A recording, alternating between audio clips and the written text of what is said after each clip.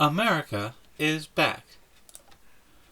In the process of recording my previous video, The Final Word, I included some old footage of President Donald Trump speaking at the January 6, 2021 Save America rally, where he called for peaceful protest of the certification of the 2020 presidential election.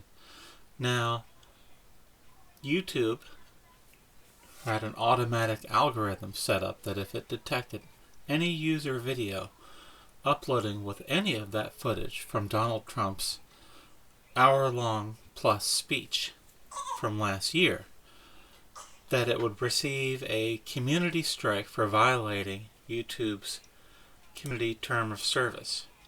As YouTube put it, policy-violated misinformation, content that advances false claims that widespread fraud, errors, or glitches changed the outcome of the U.S. 2020 presidential election is not allowed on YouTube.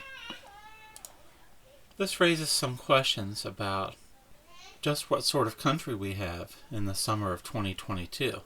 I thought Joe Biden had restored normalcy to America. I thought Joe Biden had healed America's alliances in Europe and the world. Joe Biden had undone all of the division of Donald Trump. And in fact, Joe Biden had brought back unity to America. But what we're finding instead is that the corporate media is clamping down harder than ever on free speech and free expression. Why is this? Why is it that the January 6th committee, illegally composed by the selection of House Speaker Nancy Pelosi and not with any input from the minority party, the Republican Party, why is it that these hearings continue seemingly all the way till the midterm elections of November 2022? The reason is the Democratic Party fears the American people. They fear you having a voice. And most of all, they fear you being informed of the facts. Why is it that big tech such as YouTube does not allow anyone to hear Donald Trump's full speech at the Save America rally from last year? They do not censor companies like MSNBC commenting on his speech. They don't censor the January 6th committee playing 5-second long snippets of that speech, edited for their purposes. I don't think MSNBC has ever had a video taken down by YouTube. Or that goes the same for anywhere else in big tech, like Facebook or Instagram. They're not censored because they're a part of the corporate elite. And I wanted to relate to you something that was humorous. When I re-edited this video, The Final Word, to remove 3 minutes of Trump speaking at that rally, video which shows that Donald Trump called for peaceful protest of the certification of the 2020 presidential election. It's all there in his speech transcript at rev.com.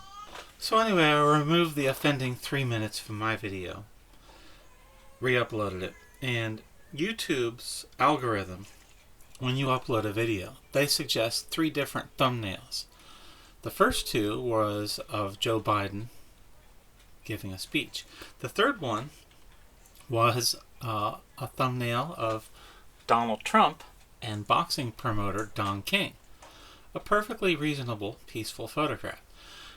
Now, what's interesting is when I first uploaded the revised video this morning, a second YouTube algorithm looked at the thumbnail of a smiling Donald Trump and a smiling Don King and removed the thumbnail. The video was still there, but YouTube automatically censored a video showing Donald Trump with a smiling, happy black man.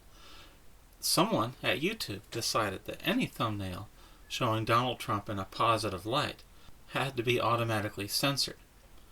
When you think about the evil of censorship, there's nothing more striking than that in the summer of 2022. And I began to think about, why is it that we are told to be silent when the consensus, when the elite, the swamp, when the corporate elites, when the scientific community, academia, Hollywood, the corporate news media, and the Democratic Party and the global left, when they all tell you to be silent, to obey your betters, to shut up, what is the context? And I was thinking about this past weekend, and it all comes back to the failure of communism. If you think about it, back in the 1980s, if you were in a Western country, the United States of America, or anywhere in Europe, you were free to say that you were against communism. You were free to say that you disliked communism and you didn't want it in your country.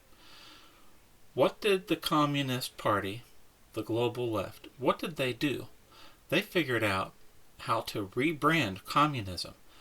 They rebranded communism into a means of controlling anyone, of silencing anyone opposed to communism. So back in the 80s, you could say you were against communism. By rebranding communism in 2022, the global left was very sneaky. They turned communism into a civil right. So if you say today, I am against communism, I am against the woke left imposing their cancel culture on me at home, at school, at the workplace, at the anywhere in your life. They don't just say, well, you're wrong to oppose communism. They say you are against civil rights. And this is key in 2022. The global left have figured out a way to silence opposition to communism. They say, if you dare oppose us on social values, if you oppose transgenders teaching your children and exploring God knows what, for elementary school students that the global left is saying they need to be taught, you're against civil rights in 2022. Now, no one wants to be told they're against civil rights in 2022. If you dare complain about the scientific community's consensus on COVID-19, if you dare question gain-of-function research at the Wuhan laboratory, if you question anything issued by the World Health Organization or global governments on COVID, do you know what they say? They say you're against the science. You're a science denier. And this blanket accusation covers all bases. It covers any possible discussion or dissent. And I believe this is all connected. And I don't believe in conspiracy theories. But I believe that the global communist left figured out a way to finally impose communism on a world that didn't want communism. And they did it by rebranding communism to the point where you cannot oppose them in voice, in video, in print, online, anywhere in the world. And it all comes back to YouTube censoring Donald Trump's Save America rally speech. They don't censor anybody on the left. It's about control. It's about viewing you, the ordinary citizen, as the enemy of the powerful. The powerful like the power that they have. They like the money that comes with that power. And they will never, ever give up either willingly. Thank you.